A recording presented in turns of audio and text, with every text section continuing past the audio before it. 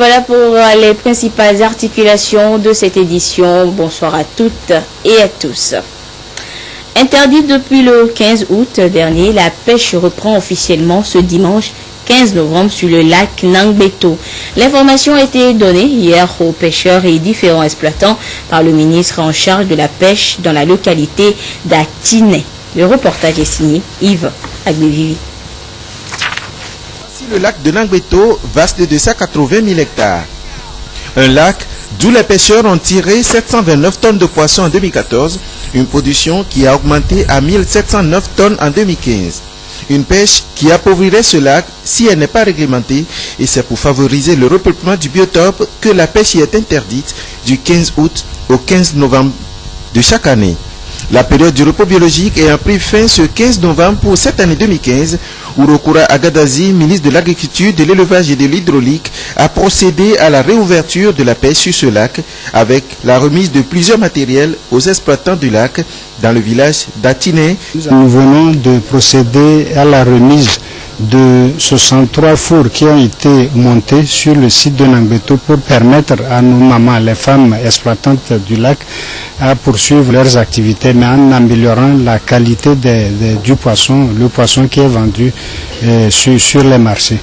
Urokura Agadazi, ministre de l'Agriculture, de l'Élevage et de l'Hydraulique, a déploré le comportement de certains pêcheurs qui ont essayé de contourner le repos biologique et qui ont été arrêtés. Et nous restons dans les plateaux où une délégation de parlementaires séjourne depuis quelques jours.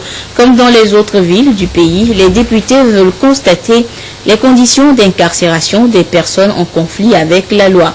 Une démarche qui s'inscrit dans le cadre de la modernisation de la justice. Ils étaient dans les prisons d'Atakpamé et Noche. Nous retrouvons Yves Agbevivi.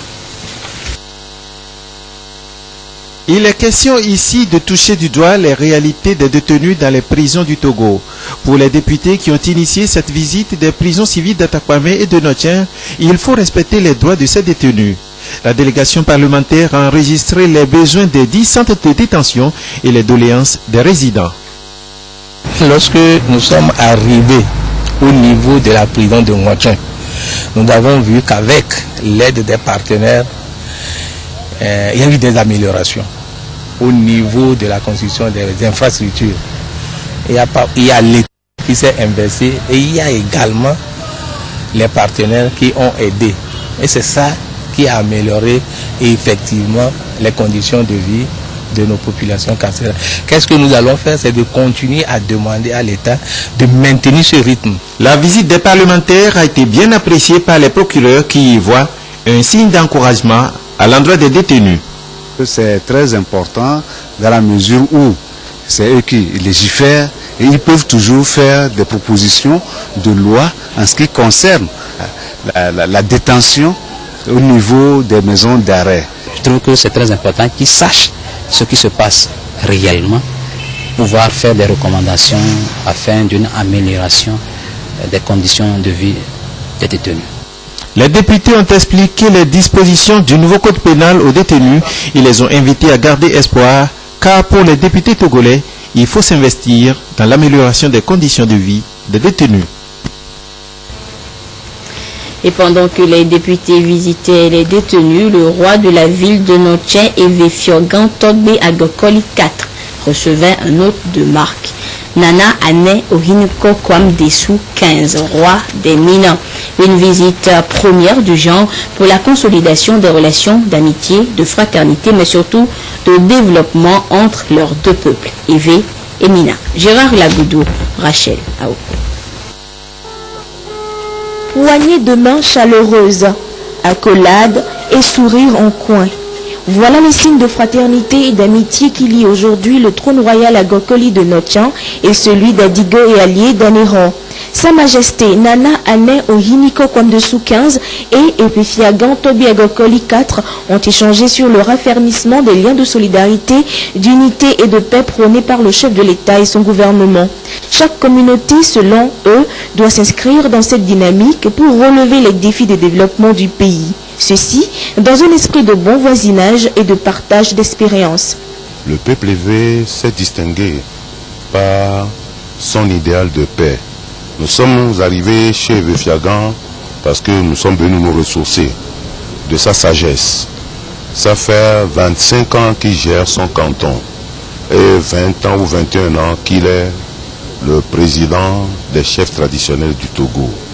Ce n'est pas anodin, quelqu'un qui a une si longue longévité dans la gestion d'un trône. Je repars très satisfait de tout l'entretien que nous avons eu et qui me permettront de mener à bien la charge qui est la mienne à la tête du trône royal à Diko et allié, trône fondateur de la ville d'Anero.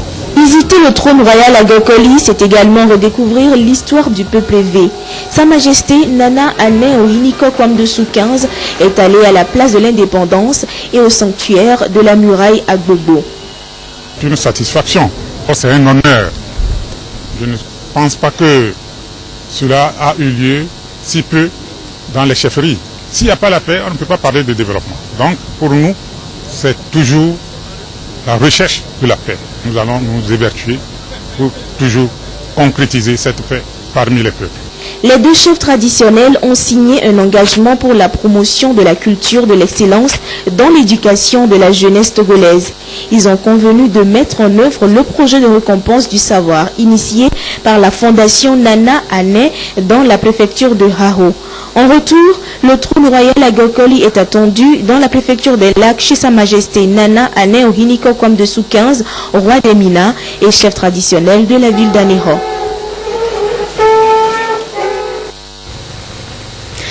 Prendre pour option la langue allemande à l'université ne vous prédestine pas seulement à la fonction d'enseignant, chers étudiants.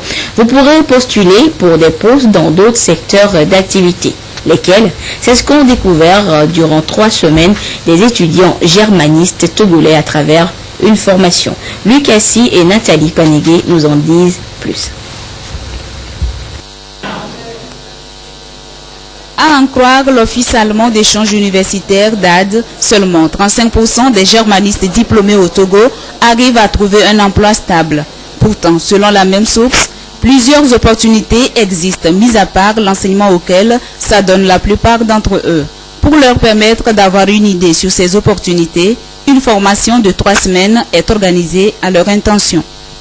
On nous a d'abord permis de comprendre les BABA, c'est-à-dire les bases de l'entrepreneuriat, et on nous a montré comment rédiger son plan d'affaires. La littérature qu'on avait faite, et donc quand on fait de la littérature, c'est vrai, sauter de la littérature pour aller dans le monde de l'emploi.